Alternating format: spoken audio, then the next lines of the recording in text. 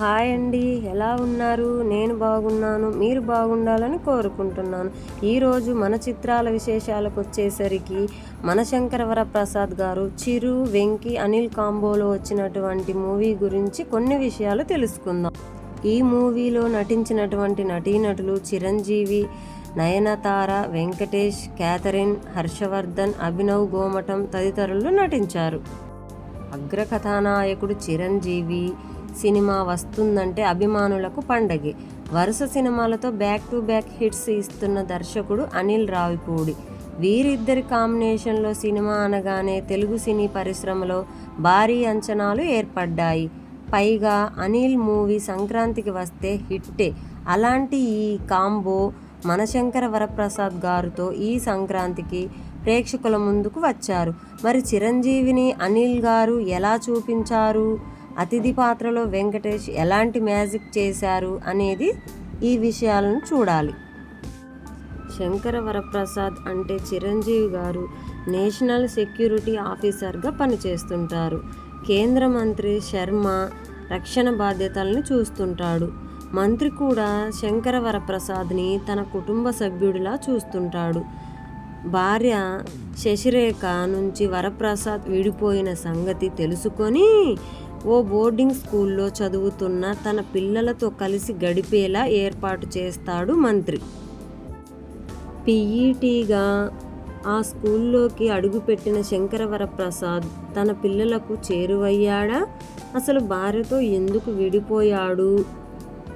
వాళ్ళ పెళ్ళి ఎలా జరిగింది? ఊహ తెలియని వయసులోనే తండ్రికి దూరమైన పిల్లలు శంకర వరప్రసాదే తమ తండ్రి అనే విషయం ఎప్పుడు తెలిసింది? కర్ణాటకకు చెందిన mining businessman Venky Gowda శశిరేఖకి సంబంధం ఏమిటి? విడిపోయిన భార్యాభర్తలు తిరిగి కలుసుకున్నారా లేదా? తదితర విషయాల్ని తెరపై చూసి తెలుసుకోవాల్సింది. పండగకు వస్తున్నారు, అదిరిపోద్ది సంక్రాంతి అంటూ వచ్చిన ఈ మూవీ అంతే ఆహ్లాదాన్ని పంచేలా ప్రేక్షకుల ముందుకు వచ్చింది. కథ చెప్పాలి, కట్టిపడేయాలన్న ఆలోచన కంటే థియేటర్కి వచ్చిన ప్రేక్షకుడిని నవ్వించాలన్న ప్రయత్నమే ప్రధానంగా కనిపిస్తుంది. వెంకటేష్ అతిథి పాత్రలో చేసిన సందడి వాణిజ్య కోణంలో సినిమాని పరిపూర్ణంగా మార్చేసింది. కుటుంబ కథల్లో, కామెడీ కథల్లో ఒదిగిపోవడం చిరంజీవికున్న టైమింగే వేరు. మాస్ ఎలివేషన్లకు పూర్తి భిన్నంగా చిరు పక్కా ఫ్యామిలీ మ్యాన్ అవతారంలో కనిపిస్తుండగా కేంద్ర మంత్రి ఇంటి నుంచి కథ మొదలవుతుంది. తన బృందంలోని జ్వాల, కేథరిన్, నారాయణ, ముస్తాఫాతో కలిసి ఆరంభం నుంచే నవ్వించడం షురూ చేస్తారు చిరు. తొలి ఫైట్లోనే ఆయన ఎలివేషన్ కనిపిస్తుంది. ఆ తర్వాత హుక్ స్టెప్ పాట మరింత జోష్ పెంచుతుంది. సెక్యూరిటీ మంత్రికి ప్రాణహాని అనే అంశాలు సీరియస్గా అనిపించినా తొలి ఫైట్ పూర్తి కాగానే సినిమా భార్యాభర్తల కథగా మారిపోతుంది. బ్యాక్గ్రౌండ్లో ఒక పాట వినిపిస్తుండగా శంకర వరప్రసాద్, శశిరేఖ దగ్గరయ్యే సన్నివేశాలు, 3 రాష్ట్రాలు తిరిగి 3 ముళ్ళ బంధంతో వాళ్ళు ఒక్కటయ్యే వైనాన్ని సరదాగా తెరపైకి తీసుకొచ్చిన విధానం నవ్విస్తుంది.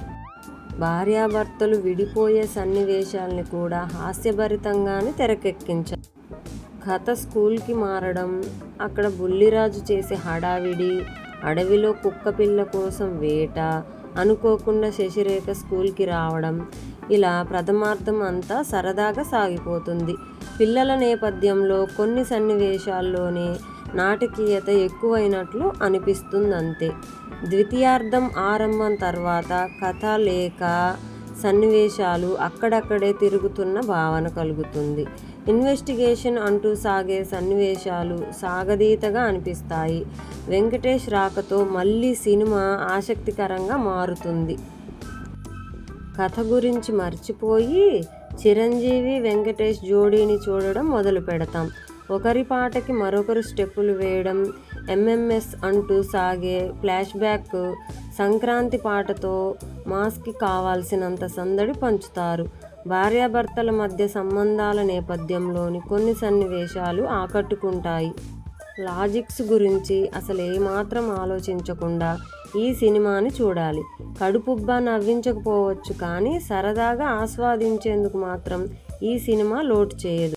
ఆరంభం నుంచి చివరి వరకు దాదాపు సన్నివేశాలు ఆయన చుట్టూనే తిరుగుతూ ఉంటాయి. కామెడీలో ఆయన టైమింగ్ ఎలా ఉంటుందో మరోసారి గుర్తు చేశారు.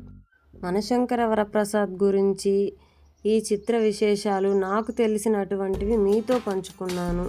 నా వీడియో మీకు నచ్చిందని అనుకుంటున్నాను ఫ్రెండ్స్.